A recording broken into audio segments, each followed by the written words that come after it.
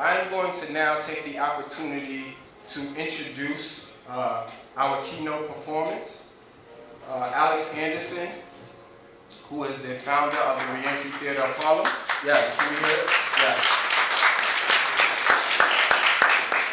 He is accompanied by Rory Anderson, Ashley Ortega, and Sid Bacall.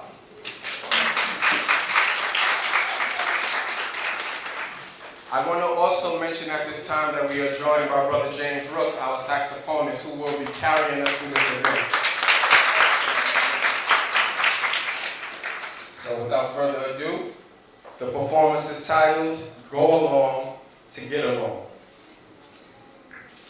Good morning, everyone. My name is Rory Anderson, and I am a resident artist and teacher with the Re-Entry Theater of Harlem.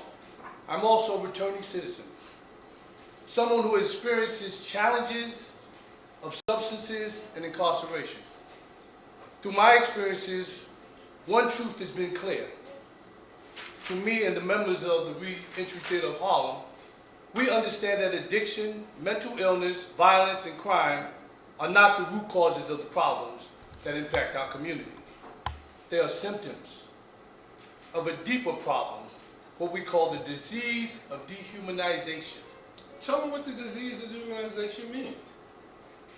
Dehumanization is to see others not as human, basically. To see them as what we always term others. To see them as slaves. To see them as different than who we are. Oftentimes, we hide behind masks, so we won't be seen as different. We want to be accepted. We want to go along to get along. So today's performance is our tribute to visionaries who came before us, those who showed us the way to reclaim our humanity. They taught us to see ourselves not through the lens of degradation and shame that society often imposes upon us, but as truly unmasked, authentic, and human. Do you see this? This mask? Paul Laurence Dunbar in 1896 called it for what it is, a lie. He said, we wear the mask that grins and lies. It hides our cheeks and shades our eyes. This debt we pay to human gal with torn and bleeding hearts, we smile and mouths with myriad subtleties. The world be overwise in counting all our tears and sighs. Nay, let them only see us while we wear the mask. We smile, but oh great God, our cries to thee from tortured souls arise. We sing, but oh the ground is vile beneath our feet and long the mile. But let the world dream otherwise, we wear the mask. We wear them, estas máscaras falsas, layers of smiles, painted with names that are not our own, Spanish, Latin, Hispanic, Dominican, to blend with people that betray us. But inside, within our soul, our true selves whisper, I am the voice of the sun, the rhythm of the music, the blood of rebellion. Remove it, estas máscaras falsas, and let the world see the unmasked truth of who we really are. But it's not just a mask. It's armor, forged in slavery, worn to survive in a world where black and brown faces are seen as a threat, as danger, or the boogeyman. We put it on, not because we want to, but because we have to. Smile so they don't fear us. Laugh so they don't strike us. Bow so they don't break us. We learn to bend to the weight of white supremacy, hiding our rage, our grief, our truth behind plastered, painted masks. But this mask, it hurts. It hurts deep down. It hollows out my soul, filling it with degradation and shame. And Bigger Thomas, screaming from the pages of Richard Wright's Native Son, grinning, hiding and breaking under the weight of Americanism that taught him to hate himself before he even knew who he was. Bigger Thomas wore the mask, and his mask turned into his prison, and his humanity got lost in death. James Baldwin. Baldwin. He looked at us and said, "Love takes off the masks that we fear we cannot live without and know we cannot live within." Did you hear me? I'll repeat myself. Love takes off the masks that we fear we cannot live without and know we cannot live within. Baldwin demands we see ourselves, that we see our fear, that we see the truth of Americanisms that make us wear the mask while we claim liberty. And Nikki Giovanni asked, why seek a mirror in hostile eyes? Why seek to be loved by those who hate you? Why chase the praise of those you disdain? Stop begging acceptance from those you despise. See your worth through your own eyes. Humanity isn't theirs to give or take. It is on the rise, unmasked, and standing tall. And Malcolm X. El-Haj Malik El-Shabazz didn't just take off the mask. He tore it apart. He hammered it to death upon the anvil of truth and burned it in the cleansing fire of rage and stood unmasked, unashamed, and unapologetic. My blackness is not a threat, he said. My blackness is truth, it's power, it's beauty. He showed us that reclaiming our humanity isn't about just asking for permission. It's about taking your place in the sun. This mask was never ours to begin with. It was forced upon us by kidnappers who refused to see our humanity. But now, we know through Dunbar, who gave us knowledge, and Wright, who gave us wisdom, Baldwin gave us understanding, Giovanni gave us truth, and Malcolm gave us courage. Now we invite you to join us today in taking off your mask and ripping them apart and stepping into history unmasked. We challenge you to find within yourself your own humanity and let it be shown in your actions in a daily way. Today, each of you became a part of our journey. But before we end this performance, we invite you to join us in an original Re-Entry Theater of Harlem call and response. This ritual is to remind each and every one of us of the power we hold as a community, unmasked and whole. So I'm going to teach you this response. And repeat after me, please. We walk this path. We walk this path with you today. with you today To uncover the truth. to uncover the truth And reclaim our light. and reclaim our light. And now we stand. And now we stand Unmasked and whole. unmasked and whole. Faith as our vessel. Faith is our vessel And freedom our goal. and freedom our goal. Thank you so much. Thank We you. appreciate it.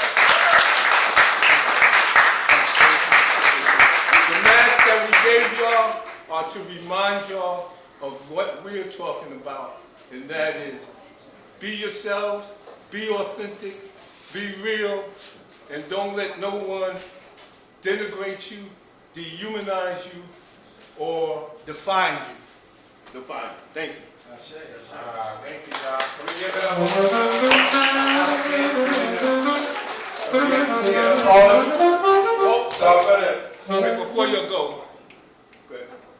We are storytellers, artists, and mirrors in our community. Today we broke the mask together and revealed the truths that were hidden. I'm just going to introduce the cast and also introduce Sax, who's going to be playing some beautiful, beautiful saxophone for us. So today we had Ashley Joanna, whose words remind us that strength is born from vulnerability. We had Rory Anderson, who shows us what courage it takes to stand unmasked. and Alex Anderson, whose compassion transforms pain into purpose, and myself, Sid McCall, and I'm honored and blessed to stand with my comrades and all of you today.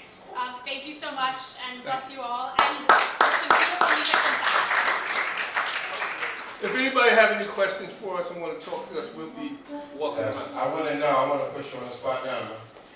So I would love it if if you could tell folks a little bit more about the work you are doing with different cohorts. You know, what is that like? And tell us a little bit about your last cohort and where it was at and all of that stuff. Yeah. My name again is Alex Anderson, and I'm the art director for Re-Entry Theater of Harlem. Re-Entry Theater of Harlem was created by myself and other individuals who have been incarcerated in America, who have also dealt with drugs, dealt with poverty, and we created Re-Entry Theater of Harlem to empower individuals coming out of prison so that they don't go back to doing the same old things that they did to get them in there in the first place, and to give them a space in the community to be able to express themselves creatively. We started in 2020, and we've been going strong for a little while. I forgot your other question. So this would make like about 16 cohorts we've done with different individuals. I can't count the number of individuals that have gone through our program. These are all graduates of the program. Yeah, you want to play? Yeah, we've traveled around the country doing this work, and the work that we're doing is we try and find individuals that are interested in trying to reclaim their own humanity as they re-enter into society again. We also work with young people that have not had their voices heard to try and give them a chance to tell their stories. So as we said earlier, we are storytellers in the community that mirror the community in that respect, because we come from you. We're a part of you. And that's the thing that we do with this. The last cohort that we had was in Phoenix House, a drug treatment program. And we got them to have an opportunity for them to give back to themselves as well as their own community about what their struggles were and how they've overcome some of the things that have been hampering them in terms of their growth and development in life. That's why they kept going through the recycling of going through addiction, because we're talking about a disease here. And this is something that we have to try and do. It's not always a one-size-fits-all treatment for this. So we have to find other ways of expressing ourselves, and that's what we try to do. Give opportunities for them to express themselves in fashion outside the norms. The other thing I wanted to add, what he was getting to is, we've been working very hard to come up with solutions for our community. We're not looking for other people to give us solutions, because we recognize that they haven't been working for our community. So we've been searching for the antidote, because science says wherever there's a disease or a problem, the antidote is not too far away. We just have to find it as a community, and we know that that's what we really want to do. Thank you. Thank you all. Thank you. You add something? Yeah. Does anybody have any questions? Yeah. Any questions in the room? Please Feel free. Yeah, open book. I want to ask the youth how they felt, how do you feel being part of this program? The question was, how does the young people feel being part of the program? Young people. You talking about me? No. I feel really good being part of the program. The program has helped me a whole lot. Come on. Go ahead. Well, this was it was different for me when I first started, because I was never a part of, growing up in the Bronx and being a Latina. It was very, how do I say, not hard, because we are a product of our environment, but you can change that. And I am literally the spin image of that. I've changed who I am in every aspect. I don't let it define who I am. So just to let y'all know, it don't matter where you come from, you can change who you are as a person. This program has changed me in multiple ways, and you can do it too. So believe in yourself also too. Do all you got.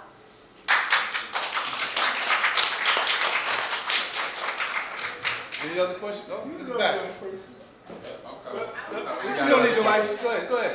What You need a mic. Oh, I'm sorry. Sorry. You need everybody. Do you have to have any involvement with the justice system in any kind of way to join the program, or? Well, we believe that everybody is impacted one way or another, whether you go to prison or whether you don't go to prison. You know, our young people are being dragged off the streets and incarcerated, and that impacts the community. When you have your young men and young women locked up in prison, it impacts the community in so many ways, and I don't want to get into the numbers, but you know, so we recognize that our community is impacted by it. Actually, I want to say our community is incarcerated. I was just gonna say that also to add on to that, it's not just also being incarcerated. We are people of color, so this is something that's a cycle for us. It's nonstop. So even being incarcerated or not, you are still a part of a system that is not built for us, people of color, anybody who is made, like us. So therefore, being incarcerated is a state of mind also sometimes. It's not also being incarcerated.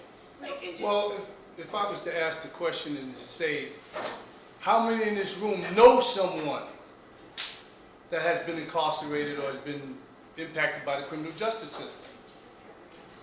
So everybody here is available. There's no one that it doesn't affect somehow, because we're talking family, we're talking community. So if I go, my brothers and sisters are impacted, my mother, my children, everybody's impacted by that. So this is always, it's not just, oh, you was in prison. No, it's just because we are part of the system that we have to work with these people. Okay? I hope that answered your question. Not trying to make as many questions, trying to make it easy. What are some challenges that y'all face doing the program work, it's very important. How do y'all go about addressing those challenges? And how can people support? And one of the, again, we're going to bring it back to incarceration. One of our challenges, to answer your question, is funding, right? But we recognize that resources in our communities are not really available to help us develop into who we want to be. So funding is a big thing, but poverty impacts our community so that programs that we can develop as a community don't get funded and they don't last long and they fold. But we are determined to continue whether we got funding or we don't got funding. We're going to continue being artists and being the voice for our community. I think one of the challenges sometimes is getting people involved. We say this here and we're talking, but when we leave out this area, most people forget it. Or forget this process of what we're talking about. Won't understand that there's an opportunity for them that's available to them to possibly become a part of it.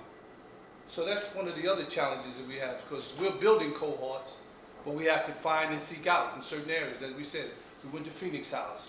We built a cohort in Chicago. We've been in New Jersey. We're going. Alice has been to Syracuse and all around the country. We're trying to do this work. So funding is a big deal, and involvement. So that's community involvement, not just people who are incarcerated, but we need community involvement. We need this. We need to speak to our young people to get them, on the same page too. Also, we're meeting new people when we come into these programs. So when I first started, I'm like, who are these people? And people clash. Like, you're gonna clash. You're meeting new people who you don't know from different environments, different places.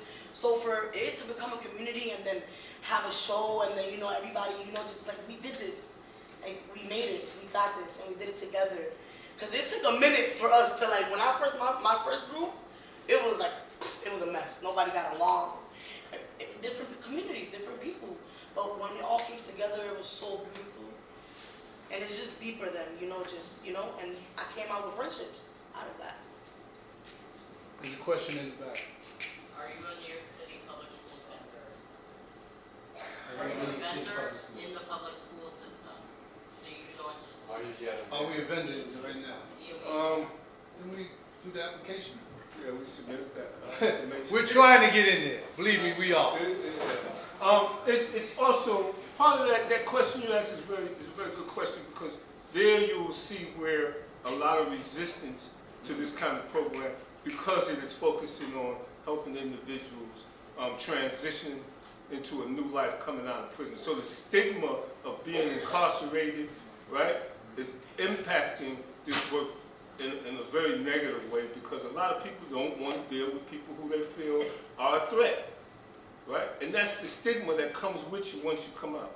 Whether you've, got arrested and incarcerated for an felony. I got arrested for possession of marijuana, now it's free, right? So, and incarcerated, 5 to 15, right? And now it's free. So, that stigma though, when I go for a job, they ask me still, have you been convicted of a crime? I have to say yeah, right? I have to say yeah, I was convicted, but now marijuana is legal, so it still impacts me. So that's the kind of work we're working on, is to help people, break those stigmas and stuff. Okay. Have you gotten the opportunity to go to any high schools, especially in Manhattan? And if not, I will welcome you to speak. Well, actually we did. We did some work at Thurgood Marshall on 135th. Earlier. We were there.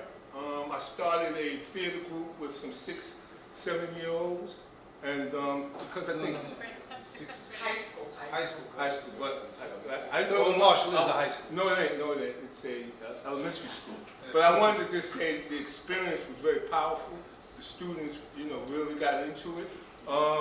They not banned, but they stopped the program because of funding. They had no more funding, so that we can. Because I wanted to pay the students for being involved. Give them a stipend. I was giving them a stipend of $5 every day. But there was no more funding. You said you'd like for us to come and speak? Coming to high school to Right. speak? I have 121 high schools that I'm a president of, and I'm like, you Yeah, guys. We'd love to have. Yeah. Thank you so much. Get your information before we leave. Hey, do me a favor. Take one of those. Get some cards there. Any other questions in the room? Any other questions in the room? Okay. Okay, thank you so much for today. Thank you. Enjoy your day too. Thank you.